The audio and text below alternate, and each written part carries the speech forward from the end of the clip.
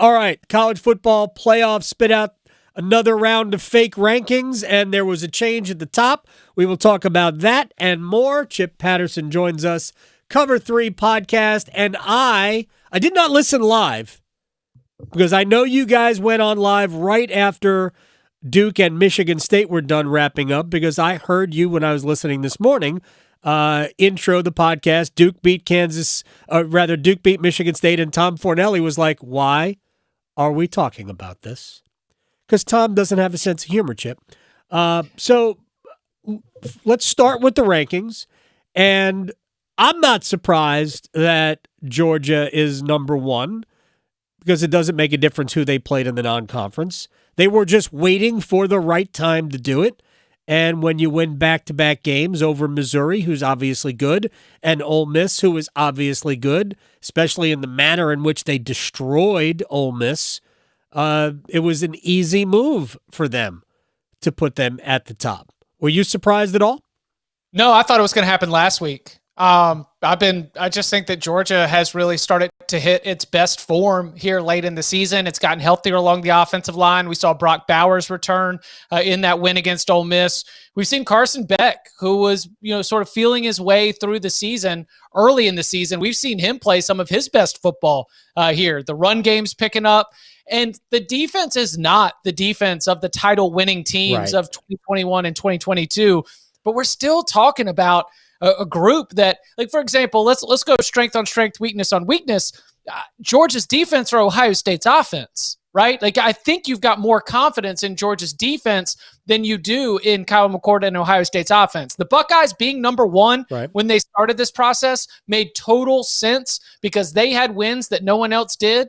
But now we're starting to see Georgia pick up some wins that it did not have. We're starting to see even Michigan finally getting its first win of significance. Heck, we're starting to see Washington put together a really good resume at this point with its collection of ranked wins. So the Buckeyes were the number one to start this thing, but I think that now it's come time for splitting hairs. I understand why Georgia, given the performances of the last 2 weeks, took over the top spot. All right, so I'll go right down to number 5 here, because how many games against ranked opponents does Washington need to have before they get into the top 4? Arizona is 17th. Oregon is 6th. Utah is, where's Utah? 22nd. Southern Cal fell out, so I get it. But nobody doesn't think that's not a good win. So 3 wins against teams in the top 22 of the college football playoff ranking, plus USC, and still 5th. What gives? Yeah, I've got to think that 2 things stand out. Number one, because the comparison you're offering is Florida State, right? Which has LSU. Yeah. And that's it. I mean, that is all LSU has to be able to try it out there. The ACC's other team in the rankings, North Carolina, Florida State hasn't played them, not scheduled to play. Louisville. Louisville, and Louisville. Not on the schedule, not scheduled to play them. That could change in Coral Gables or at Miami Gardens. Excuse me, get your dateline right. But I think that 2 things stand out about Washington in comparison to Florida State. Number one would be, I think Florida State is more balanced. I don't think that Florida State's offense is as good as Washington's offense, led by Michael Penix, but I think it's really, really good. And then I think that Washington's defense is a liability, while Florida State's defense has weaknesses, but the full set of data from everything they've done this year still shows a pretty good unit. So Washington not as balanced as Florida State. Then this is the second thing. I think the committee saw Washington after the Oregon win, and they imagined what Washington would look like given the quality of that win. I mean, think about the way that this committee really likes the Oregon Ducks. Now Washington goes out and they just start playing with their food. And look, the Arizona win looks so much better right now than it did at the time, but at the time it was a red flag. Arizona State, that is a red flag result. I mean, they could not get the ball in the end zone, and we're talking about what's supposed to be one of the best offenses in the country.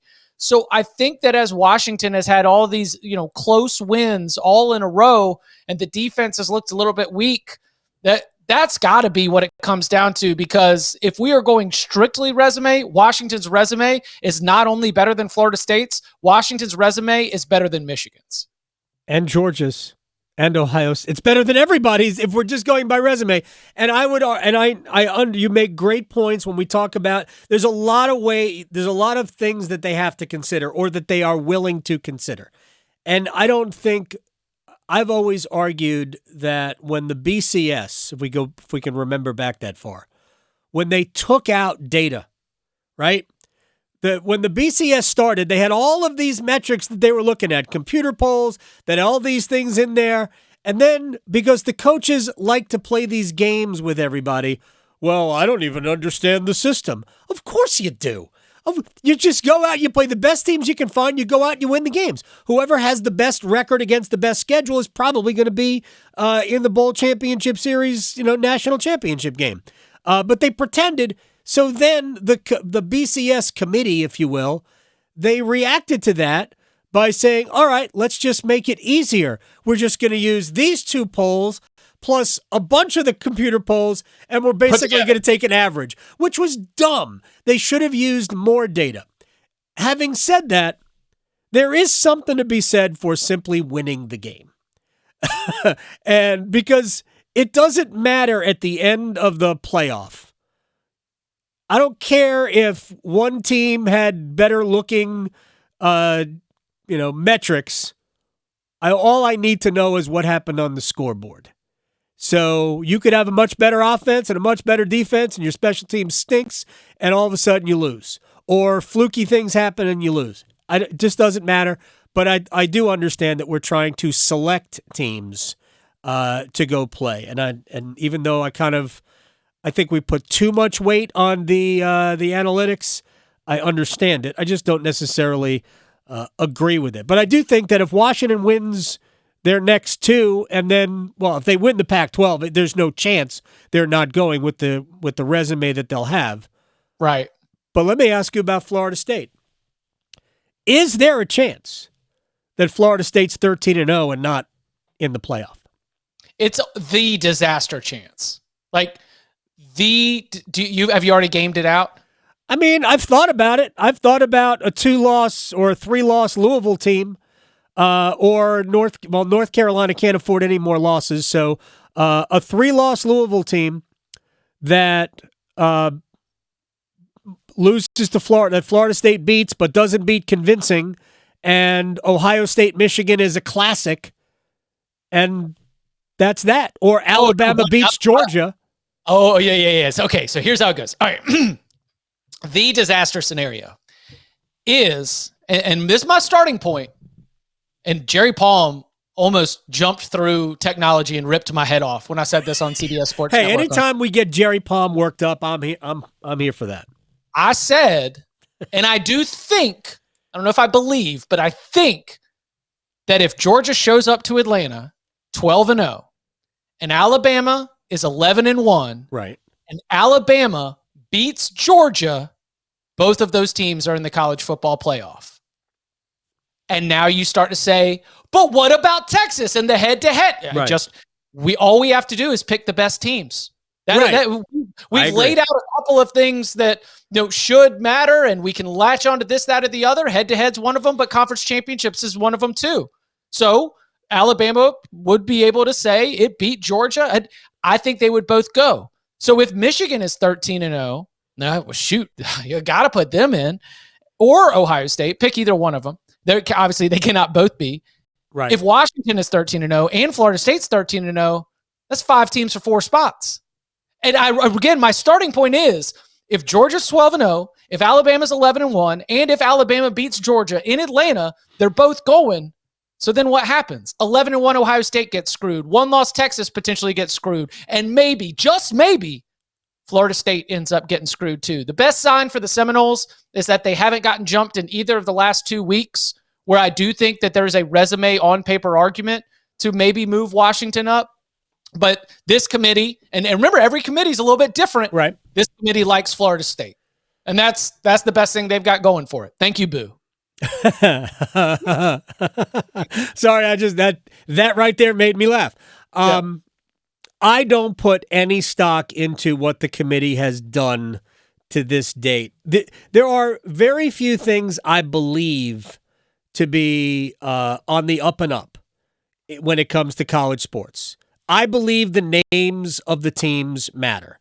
I believe if you gave Georgia Washington's resume, they would have already been number one. I could be wrong, but I believe that to be true. I believe the teams' names matter. That's what I'm saying. It's like, because Right. Jerry, and I love Jerry, but he shot back at me. He was like, well, in that scenario, Alabama and Georgia could both miss it. And I was like, no, there is no way that you're going to tell me that you're going to hold a national championship tasked with picking the 4 best teams, and the 2-time reigning champion and the GOAT are both going to get left out. They've played for the national championship against each other twice in the last 6 years. Yeah, no, I'm with you. It's not going to be a valid competition for the best team in college football. Again, in the scenario where Georgia's 12-0, Alabama's 11-1, and Alabama beats Georgia in the SEC championship. That's what I'm all starting with. That's the chaos scenario. Now, what helps the chaos scenario? Texas loses at Iowa State this weekend. Washington loses at Oregon State this weekend. I mean, there are so many roadblocks. And that's a losable game, by the way, for Washington. Oregon State is very good. Right. The Beavers are favored by 2.5. How about that? I know. How about that? But here just to finish the point is that one thing I do believe is that I think they start from scratch every week. It would be foolish not to. It would be literally foolish to not start over. They don't have that much to do, right? They just don't. It would be dumb to at least to not do what you say you do and start over. I do believe they start over, but I also believe that the names of the teams definitely do matter. Let me just moving on from all this. By the way, Georgia's got road games at Tennessee and Georgia Tech left. Tennessee, who obviously isn't as good as they think or they hoped, whatever. Georgia should win that game. Georgia Tech, they should win that game. And then Alabama. Georgia will have earned their spot as the number 1 seed if they cruise through that or just win through that. Ohio State has Minnesota and at Michigan left. Gosh, I wish the Big Ten was good.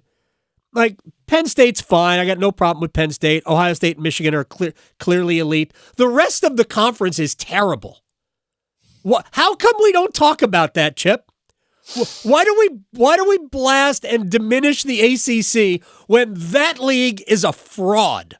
It's a fraud from right below Michigan and Ohio State and Penn State. I'll give Penn State credit. But they've got 14 teams in that league, and ain't none of them from 4 on down worth anything. Why? Wait, did I already tell you this? That's my theory of why the Big Ten expanded?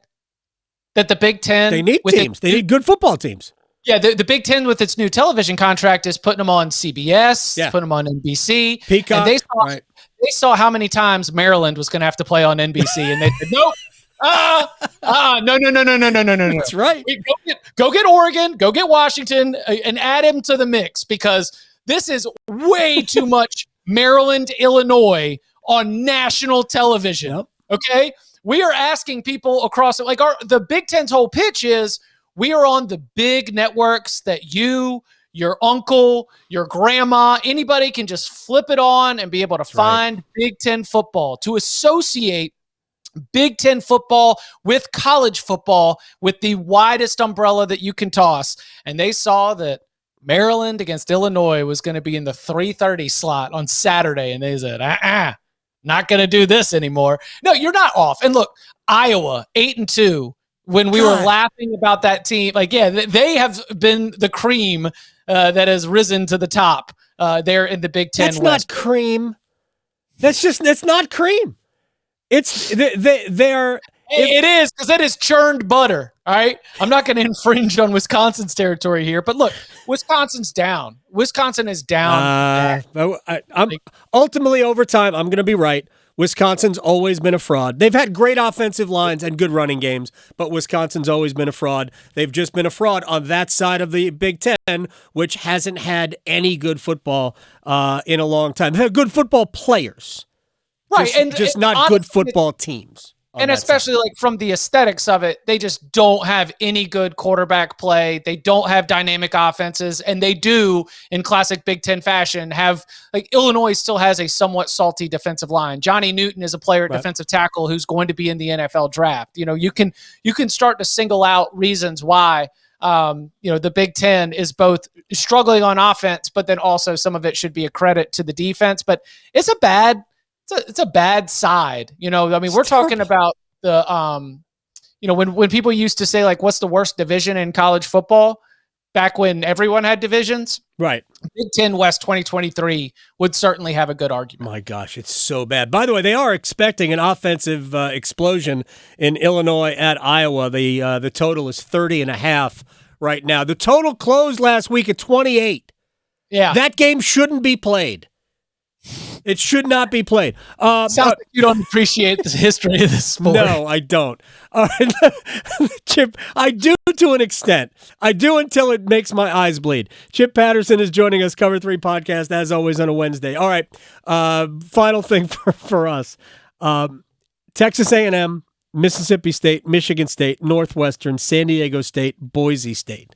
Those are 6 jobs right now that are open. It's easy to say A&M is the best job because they're going to pay the most money. What's the best job of that 6? Oh, A&M by far. Yeah. And that's Texas A&M has an issue where its resources and its fan support do not match at all with its history. No conference title since 1998, no national championship since 1939. This is a search where this could be an amazing job for a coach like UTSA's Jeff Traylor. Deep Texas ties, great charisma, personality. He could play a little politician to work all the different factions in the booster world.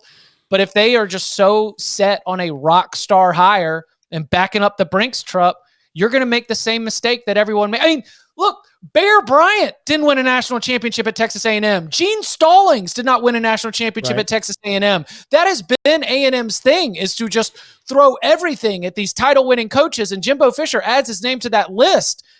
The expectations game is very, very difficult, but compared to the jobs that are open right now at this moment, yes, it is still the best job because of where you are, what you can do to recruit, the resources that you have. It's better than anything that's open right now. Reveille, they have the dog, right? The collie. I mean, listen, it would be. Can they hire a cat lover? It would be such an experience to take that job and be asked to ingratiate yourself with all the who's and the twos and the and the tradition. Like, I don't know if I've got that in me to be able to jump in on, like, for example, another job that is rumored to be open. Like, could you imagine Chip Kelly trying to go to Texas A&M? No. Like, so seriously, close to home, is Mike Elko a good fit there? Dan Lanning isn't taking that job. He's not leaving Oregon for A&M. Oregon's a better job, in my opinion, than Texas A&M. Not to mention the path to potentially winning the Big Ten is easier, believe it or not, than the path to winning the SEC at Texas A&M. But what about Mike Elko? That depends on his takeaways from being in the belly of the beast. No one knows, and I'm not trying to cop out. That's where nobody knows better than Mike Elko about what it can be like inside of that program and what you have to deal with. It might be that, Mike Elko's very, very smart. He might have a list of all the things Jimbo did wrong, right? Right. He might have the plan to unlock it all. But I would also think that, based on my experience on the outside, you might also come out of that with a long list of reasons why you would not take the job and why you would stay at a place where you have just like such enthusiasm and support from leadership and administration right now. Mm-hmm. I don't know. We'll see. He knows better than anybody. I would assume that he has a long list of experiences that could let him know whether it is or is not a good fit for him. My hunch is that the way that things are going and with the support that he has in Durham, it's going to take a different job. I'm not going to say like better or worse, but it's going to take a different job for him to trade all that in, especially after only year 2. And by the way, I do think that's a Dan Lanning part of this. Dan Lanning gets this in 5 years, an offer from Texas A&M, and he's gone through, let's say, made a couple playoff appearances, maybe made it all the way to the semifinals, and his kids are a little bit older, then yeah, maybe he's ready to up and move. I think Oregon's a better job than A&M. I'm not saying that Dan Lanning will never leave Oregon. I think at some point he probably will, but I think he's got a better job. I think A&M, in spite of their inflated egos, I think A&M's a step down from Oregon. I think Oregon could be one of the players, legit players in the Big Ten. Like they've got Nike money's good too. It's not oil baron money, but Nike money's pretty good. Last I checked. So I don't know what the stock price is today, but you really got to have good recruiting chops to get them up to Eugene. And it's a little bit easier. I mean, then that's another conversation for another time. Like, how much do you want to be in College Station? But, it's each his own. We can ask Mike Elko that. Yeah. Everybody's got their own opinions on that, and that's fine. But he's a Jersey boy. God, why would he go there? It is a little bit more difficult from a recruiting standpoint. And that would be like you're asking, we're gaming this out 5 years down the line. Lanning's 3 boys are a little bit more grown. He feels like uprooting the family isn't going to be as catastrophic, and he's not going to be turning in a great opportunity. That's where he would be thinking, all right, I've been just, having to bust my tail and work the NIL game, trying to get these kids to Eugene. I could go into Louisiana. I could stay in Texas. I could get anybody to be able to come there. So we'll see. He'll replace Nick Saban at Alabama. See, that's a job you take. You leave Oregon for that, right? Does James Franklin get out of town? I don't know. I think James is kind of under the radar at Penn State, man. It's just he might have the best coaching life in the entire country. I do not think he is under the radar at Penn State. I think that man has the thumb on top of him right now for when really? We started. Okay. Yeah. That's why he fired his offensive coordinator.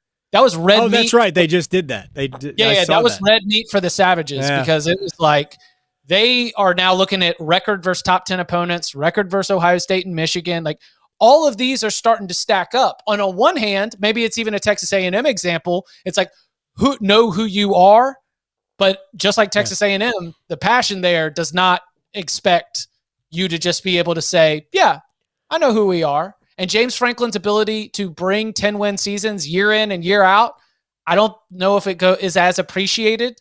And so we'll see how crazy this coaching carousel gets, but we'll see. We'll see. Interesting. Very interesting. As I look, Penn State opening up is different when we start to talk about our friend in Durham. On 100%. Yeah. If you are a Northeast person, that's the holy grail. That gig. I mean, that is New York, New Jersey territory right there. Chip Patterson, you are the best, my friend. I appreciate your time. Sounds good. Y'all be well.